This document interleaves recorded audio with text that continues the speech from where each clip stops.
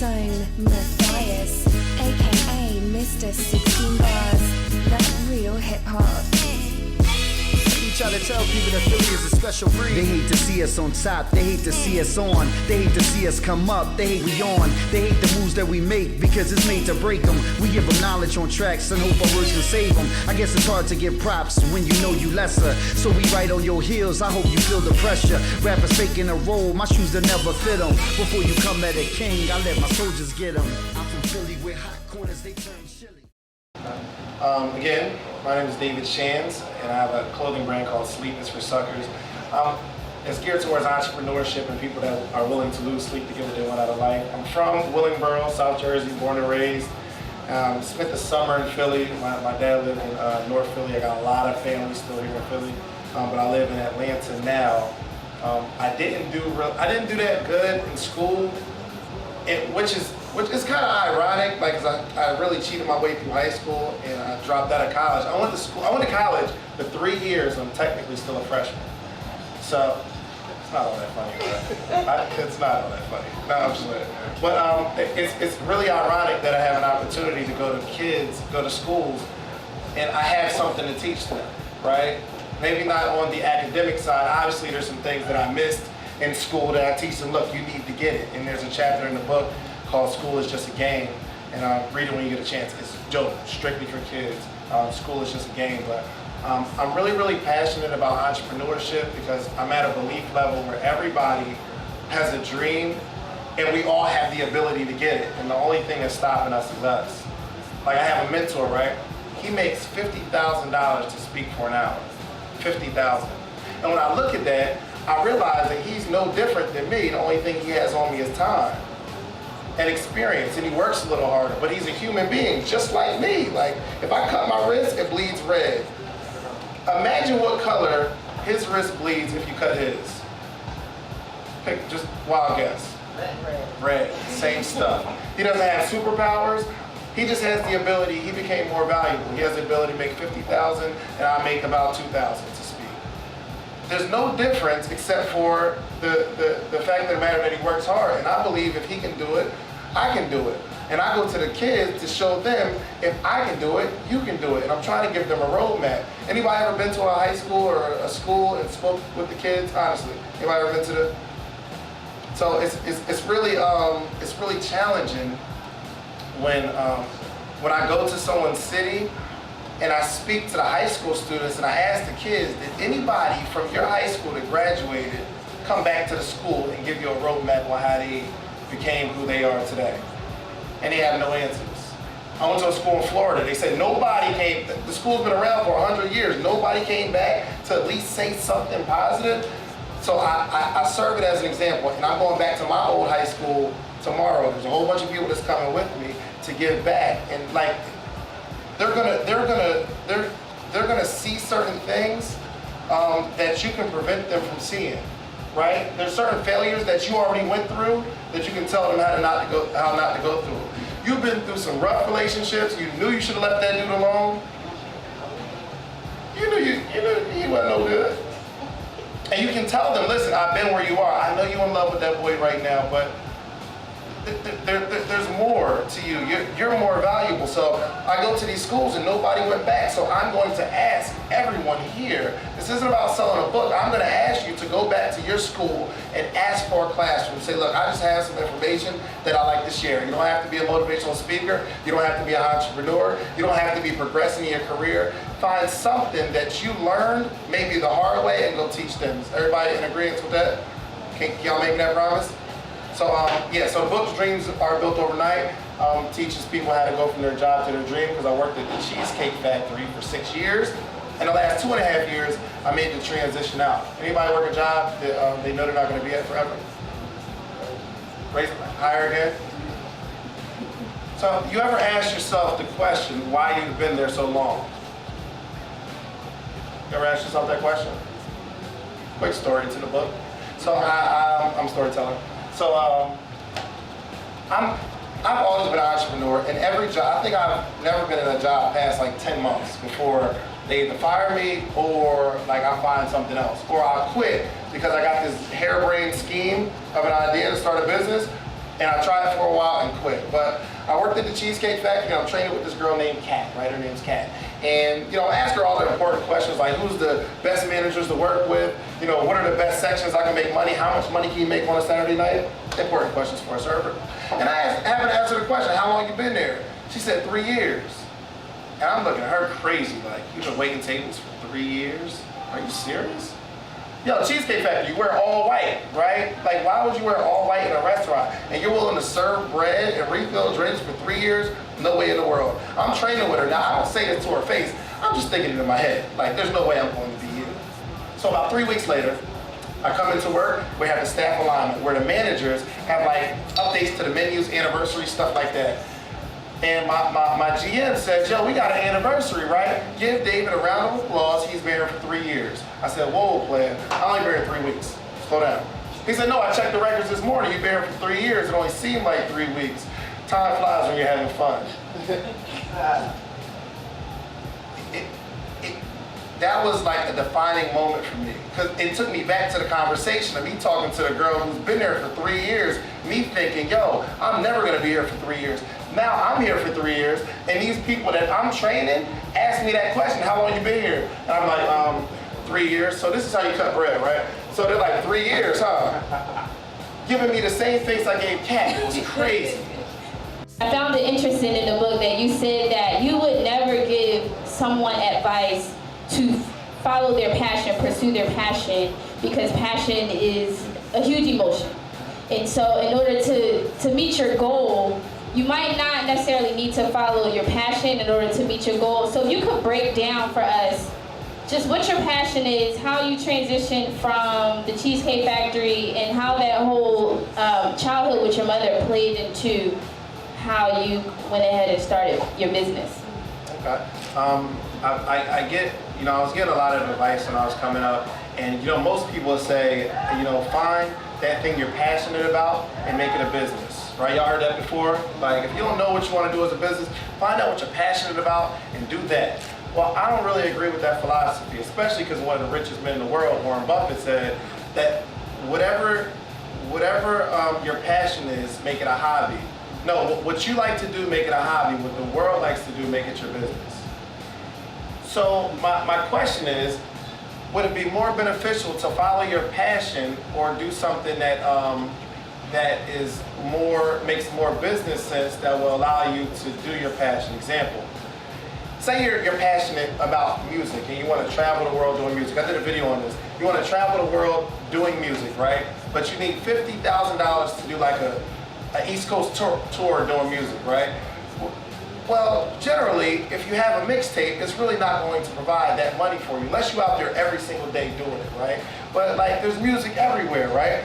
But I passed this sign, I was driving in North Carolina, that says, I think it was 60 socks for $10. And I couldn't believe it. I had to pull over, like, is it like 60 pairs or 60 socks? I was just intrigued. As some people will pass that sign and say, yo, I really need some socks. But as my entrepreneurs, I'm sure mine, you think, I bet somebody needs some socks that I can sell for at least $1 and turn this 60 into 60 bucks, this $10 into 60, right? So would it be more beneficial to get these socks wholesale, sell them retail? Who can pass up socks for $1? You sell those for $1. You start selling them wholesale to stores, and you may not be passionate about socks, but it's providing that money so that you can get that $50,000 so you can do your tour with music. Does that make sense? So sometimes your passion won't pay you, right? So when you get on YouTube, look up the video, what if your passion won't pay you? And I break down these numbers, it's super dope. And that's in that book. But with my mom, is the next question? All right, cool. So there was a story, it was a real defining moment for me, where I was doing an entrepreneurship workshop. Y'all all right? I'll keep talking because I got the mic. Y'all good? I'm gonna ask y'all questions in a minute. But I was doing, long story short, I was doing this workshop, this entrepreneurship workshop, where I'm about to teach people entrepreneurship, right? And my mom pulls up, but she's double parked, she's illegally parked. I say, she runs in and say, hey Dave, I was in the area, wanted to give you a hug, give you some love, I knew you was gonna be down here, but I'm illegally parked, I gotta go move my car. I said, Mom, don't worry about it. We'll wait for somebody to come out and I'll repark your car. Somebody's walking out, and I say, hey, can I get your spot? They say yes. I get into my mom's car, and I'm I turn the ignition. It's like, I'm like, all right, cool. And like, I know the trick because we done had cars like this your whole life. You gotta like pump the gas. Y'all ever had a car like that? You gotta hit the gas. So I turn the ignition, hit the gas, boom, comes on, but it's shaking really, really bad, right? They pull out and I'm reversing, right? As soon as I put it in reverse, it starts to shake really, really bad. So as I'm reversing, I'm like, oh my gosh, I hope nobody sees me in this car. Because I'm supposed to be teaching an entrepreneurship workshop, teaching people how to get this money, and it don't look like I'm getting this money right now. It's crazy, right? So I get out the car, and as soon as I get out the car, it's a girl that I used to talk to. Oh my gosh. The first thing I said, she was like, oh, I was about to park there. I said, oh, I was just parking somebody's car. That ain't really, I was just trying to help somebody out, right? She was like, okay. And she drives off, right? That was a real defining moment for me because I realized that me being embarrassed for like 2 minutes is the same car my mom got to drive every single day. The same person that took care of me for the last 16 years that never charged me rent.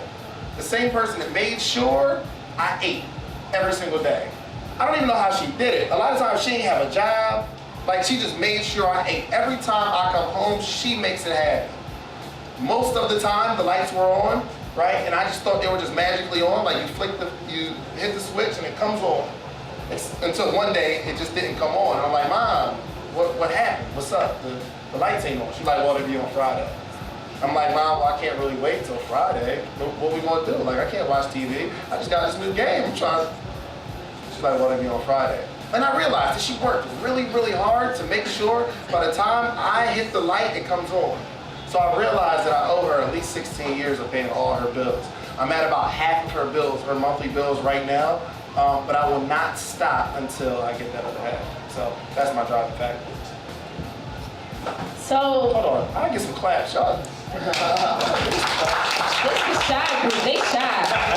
Just want to remind you that take some claps. Come on in, this is cozy. The bar is still open. Go ahead and help yourself. Natalie's back there. We do have, now I hooked this up only for my VIP, that you can get half off sushi.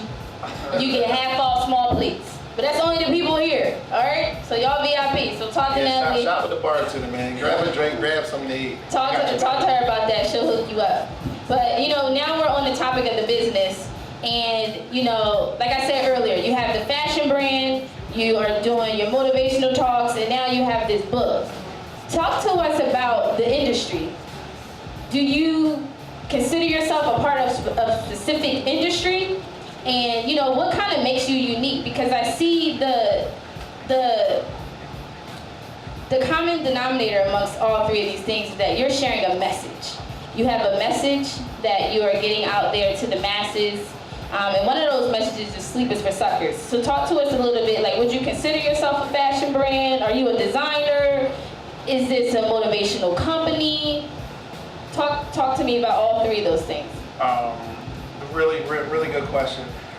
In the beginning, my first design, I thought I was like in the fashion business, right? We come up with this logo, and the design was so dope. As soon as I got them printed, it cost me maybe $350 to get these shirts printed. I hit the streets, I'm showing people the design, and they're like, yo, as soon as that come out, bro, let me know, I got you. I print the shirts, all those people like, well, it'd be Friday. Or the classic line. Anybody ever start a line, a clothing line? Cream. Anybody ever say, yo, just give me one, I'll promote it for you.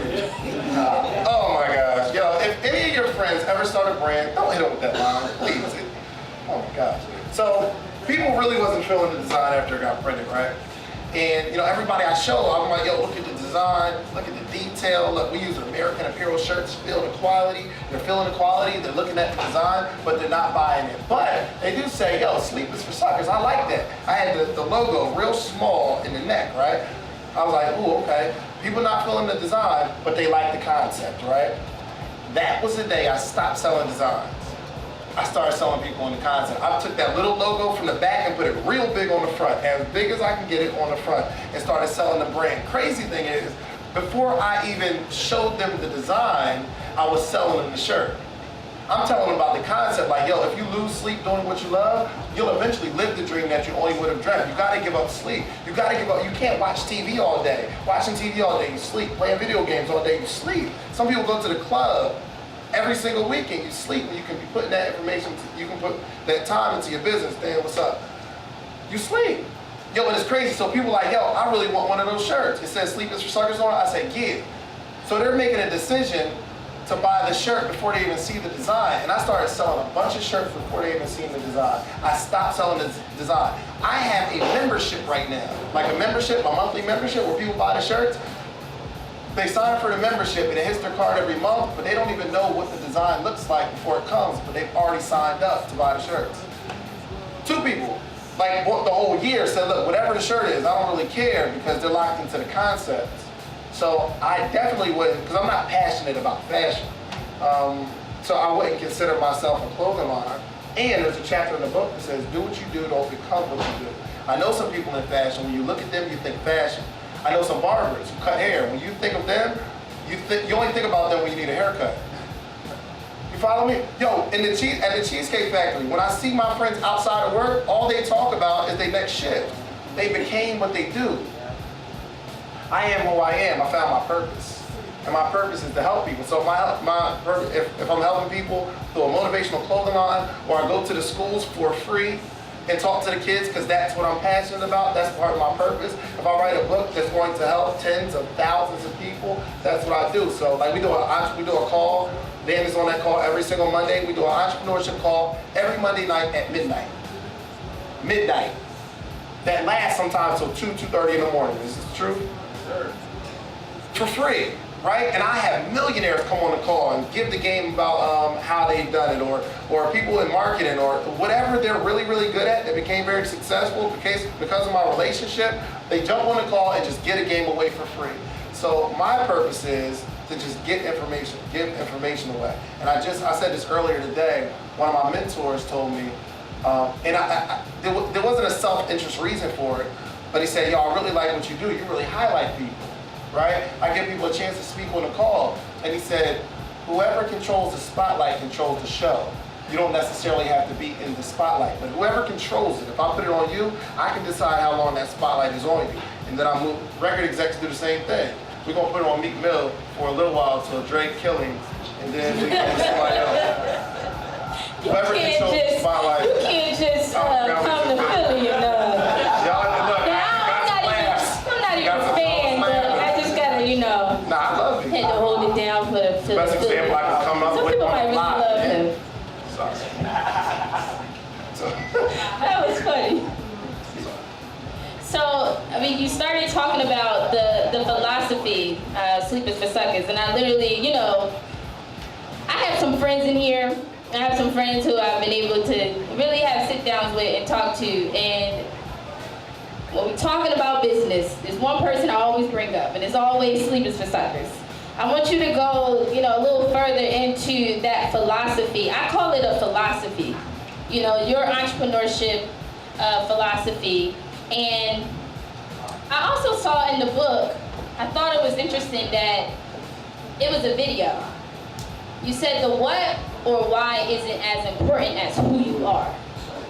So I want you to go ahead and break down that concept for our dreamers and our entrepreneurs out here, those two things.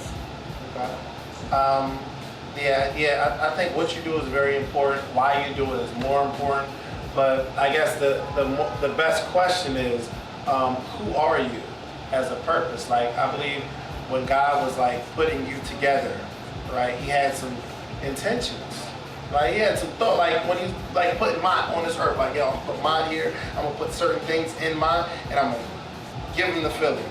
Like, I'm sure he had some expectations, and I'm hoping that everybody in this room at some point just sits down and figures out, yo, what is it about me that's different? What is God giving me that is different, that I'm supposed to give to the world? Some of y'all got crazy stories. And I was telling mine, yo, you gotta write your story.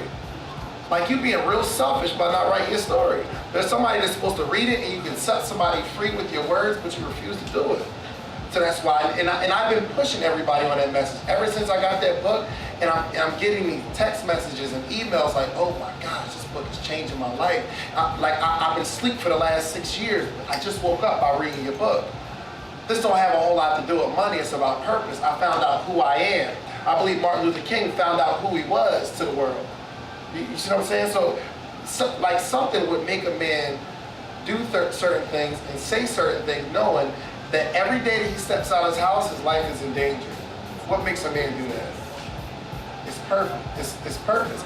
But ISIS, like it's a very negative thing, but they're driving something into these people that will allow them to go into a certain place, shoot everybody up, but then there's a suicide jacket saying, listen, I'm going to die for this thing. Now, I don't know if it has to be that extreme, but that's how extreme it was back in the day. It was that extreme. Malcolm X stood up and said, yo, I'm going to say what I'm supposed to say because I understand my purpose. Whatever you do with me ain't got nothing to do with you, ain't got nothing to do with me. There's a purpose, there's a calling on my life. So I have to do what I'm supposed to do. I have to say what I'm supposed to say. And there's some leaders in here, and kids are waiting for you to lead them. And until you wake up, until you find out your purpose, lives are lost. So who are you? And have you figured out your purpose? How do you even go about figuring out your purpose? Who, you know? I believe I have a gift of leadership, and I have a heart to help.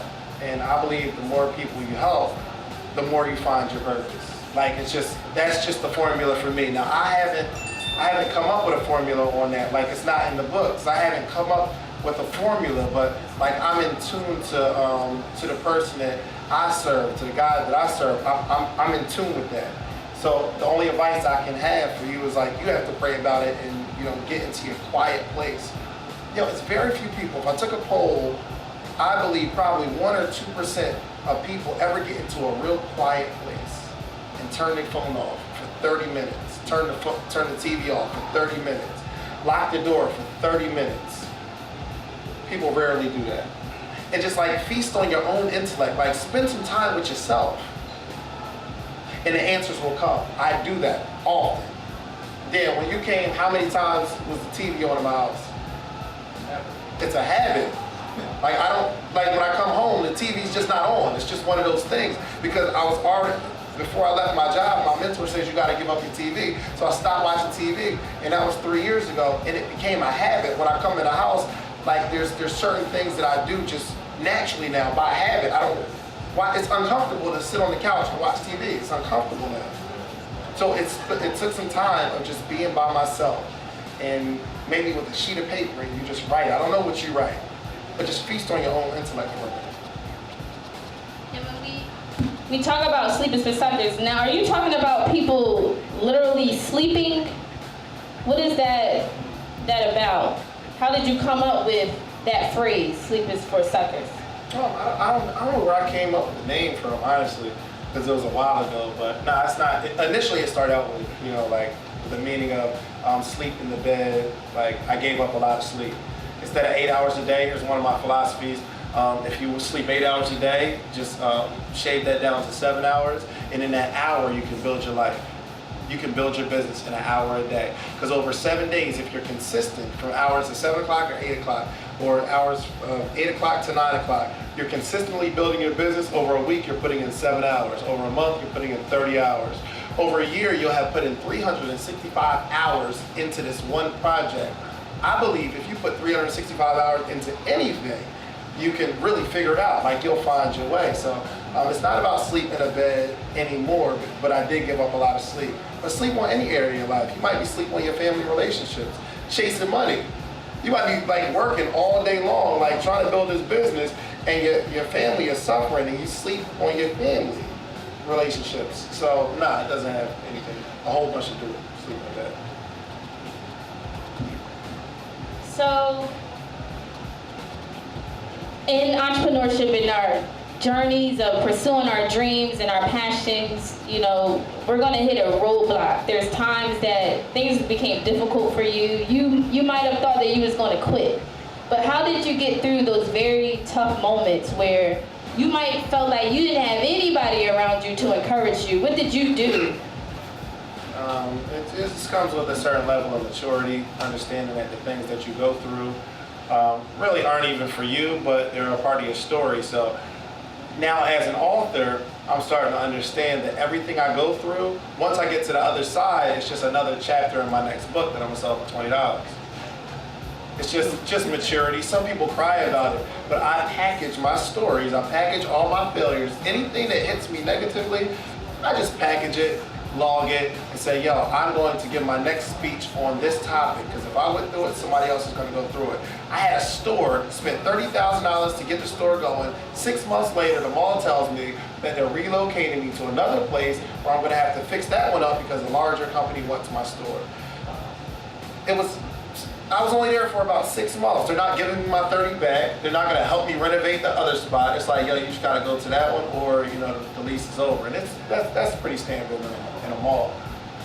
But I didn't get upset when I got the call. I was like, ooh, this is dope.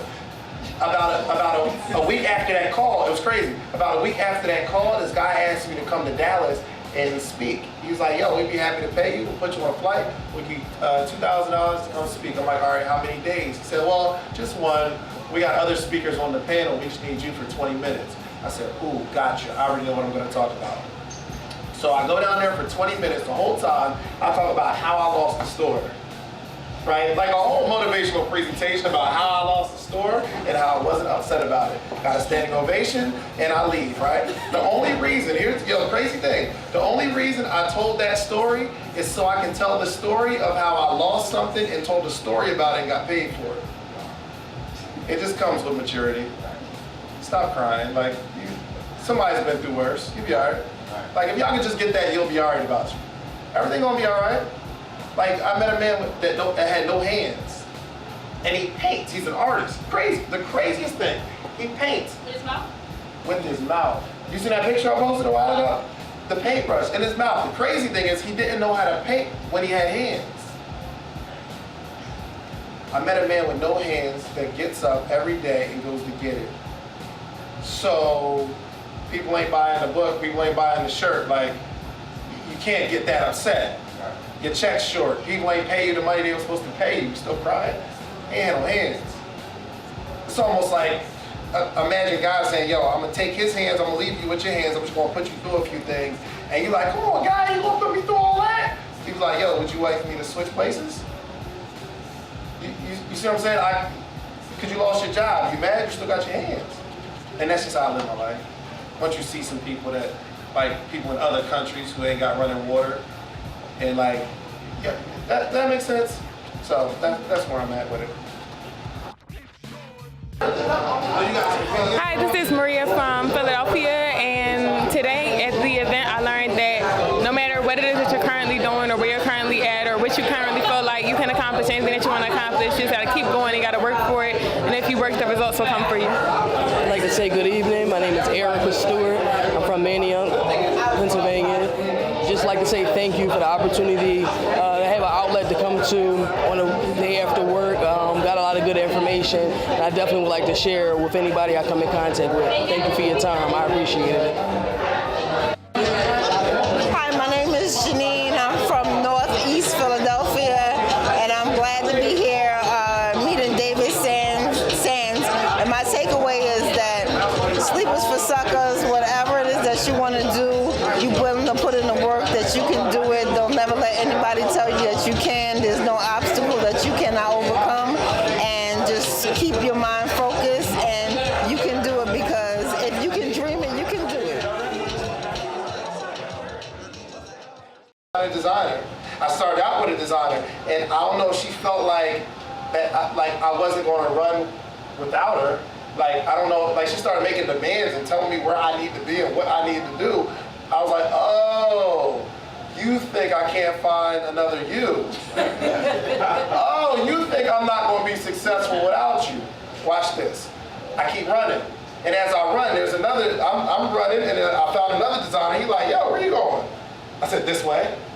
Yo, I make designs. I want to go this way too. Well, come on, let's do it. That wasn't a structured thing. It wasn't like I had to orchestrate, okay, I need a designer, a marketing team. I just kept running, and then everybody, like, people follow people who are running. The problem is y'all ain't running. Like, you ain't running. You waiting for somebody to join your team. Start running. And start making some noise. I promise you, people will be like, yo, I can help with that. That real hip hop. Y'all know how we do.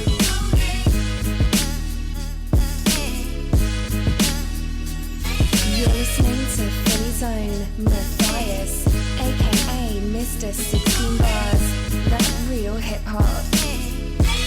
We try to tell people that Philly is a special breed. They hate to see us on top, they hate to see us on, they hate to see us come up, they hate we on, they hate the moves that we make because it's made to break them. We give them knowledge on tracks and hope our words can save them. I guess it's hard to get props when you know you lesser, so we right on your heels, I hope you feel the pressure. Rappers faking a role, my shoes that never fit them. Before you come at a king, I let my soldiers get them. I'm from Philly with hot corners, they turn chilly. Tight shirts with tight jeans, they never feel me. Young boys confused, they think I'm too preachy. Old head in the game and still rep my city. I'm from Philly where hot corners they turn